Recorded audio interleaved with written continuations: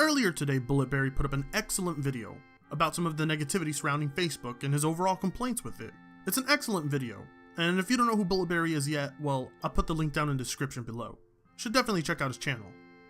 The premise of the video is quite simple, and that's that Facebook sucks. And you know what? He's right. The internet is home to the largest body of negativity I have ever seen anywhere else.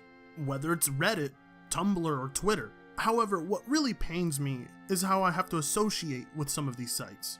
Due to the fact that I have a YouTube channel, I've had to deal with harassment, death threats, and the such. And these are things that other people themselves deal with as well.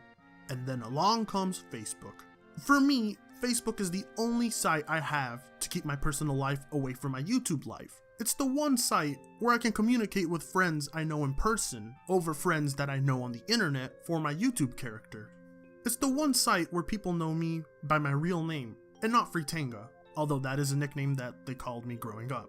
It's supposed to be the site where I can escape the cancerous comments of YouTube and socialize with my friends, family, or people that I haven't seen in a long time or have talked to in a long time. I originally made my Facebook when MySpace was a sinking ship and everybody was jumping board. So as you could imagine, Facebook was in its early stages of infancy. There was a time I truly enjoyed logging into Facebook, back when my homepage wasn't plagued with advertisements, game invites, negative posts, stupid pictures, complaints, and political propaganda. The very fact that this is still called a social site boggles my mind. Like Bulletberry, I have dealt with the most antisocial people being the ones on Facebook. For example, I was once friends with a girl all the way from the first grade.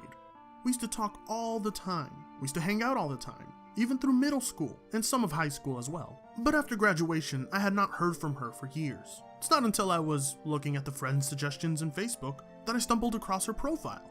I thought to myself, oh, look who it is. I'll add her. We can catch up. It'd be great to talk to her again. Except, boy was I in for a surprise. She accepted my friend request, and then I decided to message her, telling her, hey, it's been a long time. How are you? You're looking great. To which she replied, okay? Naturally, I thought perhaps she'd forgotten who I am.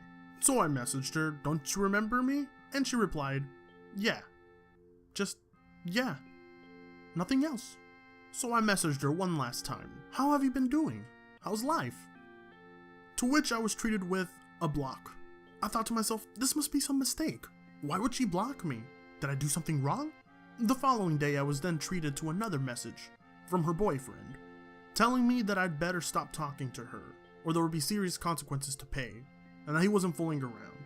You'd think, based on the posts that most of these girls make on their Facebooks, you should be worried for them. You should be worried for their state of mind. And for that reason, I sometimes drop them a message asking them if they're okay, what's wrong, would they like to talk about their issues, only to never get a response, or have my message read, or have them tell me to back off, that they have boyfriends. I will never understand this type of mindset.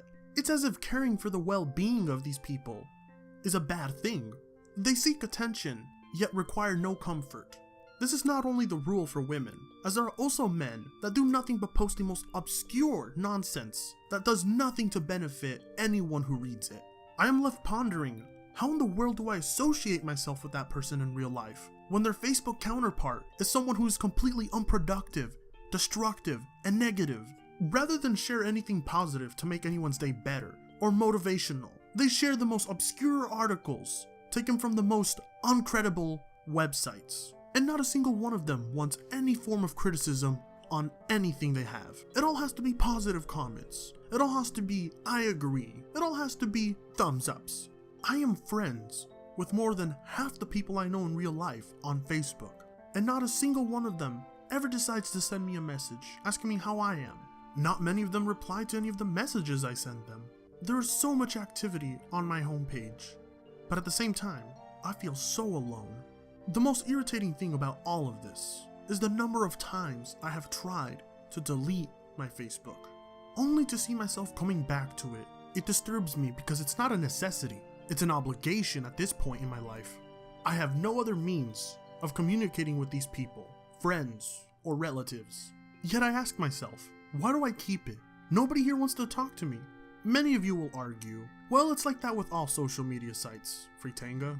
And to a certain extent, that's true. The only thing that separates Facebook from the other sites is that you personally know the people you're friends with. These are people you've met in person. On Facebook, they'll post about how their life is miserable and how they're going through some rough times. Yet in person, these are things that they don't wish to tell you.